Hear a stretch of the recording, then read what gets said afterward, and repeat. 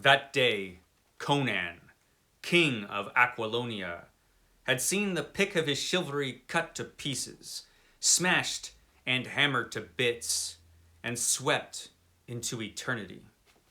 With 5,000 knights, he had crossed the southeastern border of Aquilonia and ridden into the grassy meadowlands of Ophir to find his former ally, King Amalurus of Ophir, drawn up against him with the hosts of Strabonus, king of Koth. Too late he had seen the trap.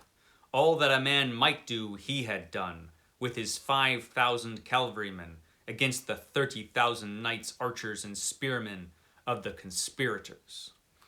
Without bowmen or infantry, he had hurled his armored horsemen against the oncoming host, had seen the knights of his foes in their shining mail go down before his lances, had torn the opposing center to bits, driven the riven ranks headlong before him, only to find himself caught in a vice as the untouched wings closed in. Strabonus's Shemitish bowmen had wrought havoc among his knights, feathering them with shafts that found every crevice in their armor, shooting down the horses, the Kothian pikemen rushing in to spear the fallen riders. The mailed lancers of the routed center had reformed, reinforced by the riders from the wings, and had charged again and again, sweeping the field by sheer weight of numbers. The Aquilonians had not fled. They had died on the field, and of the 5,000 knights who had followed Conan southward, not one left the field alive. And now the king himself stood at bay among the slashed bodies of his house troops, his back against a heap of dead horses and men. The Ophirian knights in gilded mail leapt their horses over mounds of corpses to slash at the solitary figure. Squat Shemites with blue-black beards and dark-faced Kothian knights ringed him on foot. The clangor of steel rose deafeningly. The black-mailed figure of the Western king loomed among his swarming foes, dealing blows like a butcher wields a great cleaver. Riderless horses raced down the field. About his iron-clad feet grew a ring of mangled corpses. His attackers drew back from his desperate savagery, panting and livid. That, my friends, is from the Scarlet Citadel, the story we will be talking about here today on The Robert E. Howard Show. It's The Robert E. Howard Show once again. So welcome, my friends, welcome to stately Vaughan Manor and The Robert E. Howard Show, where we will be talking about the Scarlet Citadel, which first appeared in Weird Tales magazine in January of 1933, which tells the tale of King Conan. We're back to talking about Conan as a king. We have moved on from his younger days. Robert E. Howard skipping around in Conan's timeline like he likes to do. And this King Conan story is much more ambitious than the Phoenix on the Sword, his last Conan story. We've got a lot of things going on in this story. So King Conan is rushing to the aid of someone he thinks is an ally, only to find out that he has been betrayed. And the ally has actually joined forces with the enemy, and now they are both against Conan. And Conan's forces are trapped, and you saw what happened there in that little bit that I read you. Conan, the only survivor of this battle on his side, because he is Conan, is captured because these two kings are under the thrall of a wizard. This wizard is in control of these guys.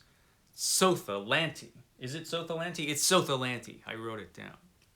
Sotha, an evil, evil wizard, wants to take Conan alive because he wants Conan to be a puppet king like these others that he can control.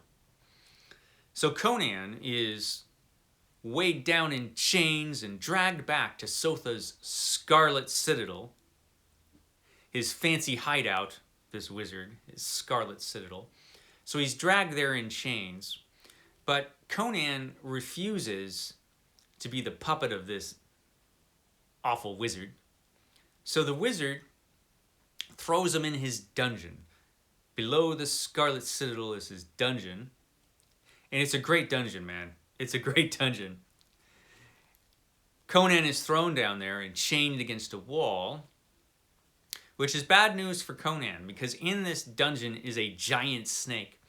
Robert E. Howard loved giant snakes and giant spiders and giant apes and stuff like that. And we get a heck of a big giant snake in this one. It's impressive. So Conan is chained against a wall down here. So it looks like, he's reached the end of his days, King Conan. But he does manage to escape. How does he escape? I'm not going to tell you. But he does. He manages to escape his chains, but he's still stuck in the dungeon. So he has to try to find his way out of this dungeon, which is not easy. And this dungeon is full of just creepy, creepy things that he has to face and deal with. And the scenes where Conan is wandering this dungeon are magnificent. They're just wonderful. This is a superb fantasy dungeon. Eventually, he finds Peleus, a rival wizard, Sotha's enemy, Peleus, who Sotha has put in a trap down in the dungeon. He's put him in a horrible kind of cage. And Conan frees him. Conan doesn't know who or what this guy is, but he frees him, which is good for Conan. Because now he has an ally against Sotha, Peleus, who is a very powerful wizard. Peleus is kind of creepy himself. Conan has no love for wizards, but he needs this guy's help. And he gets it. And so there are a lot of things going on in the Scarlet Citadel, which make it a more ambitious story, like I said, than the Phoenix on the Sword. First of all, we've got a couple of battles. We've got Conan captured in the beginning, chained up in this dungeon full of monsters and a giant snake, which he has to find a way out of. And not only that, once he gets out of there, he has to find a way back to Aquilonia. He has to find a way to get control of his kingdom again, and then fight off the rival kings and defeat them, all at the same time having to defeat this evil wizard. And the villain in this is particularly good. This is a good villain in the Scarlet Citadel. So there are a lot of things going on in this story, and it's not a long story. And this is an example of what I've talked about before, where Robert E. Howard can do a lot in very little space. He can tell an epic story that's still just kind of a short story. Some of his short stories were on the longer side, but they were still short stories for the most part. And he's able to tell this kind of story without it seeming rushed, without it seeming too short. And he's able to pack a lot of the kind of action and drama and situations that you would normally find in a novel into a story.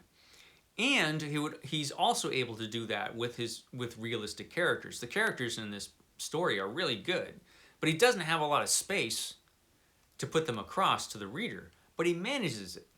It's impressive, and the writing in this is really, really good. This is an excellent story with great Robert E. Howard prose.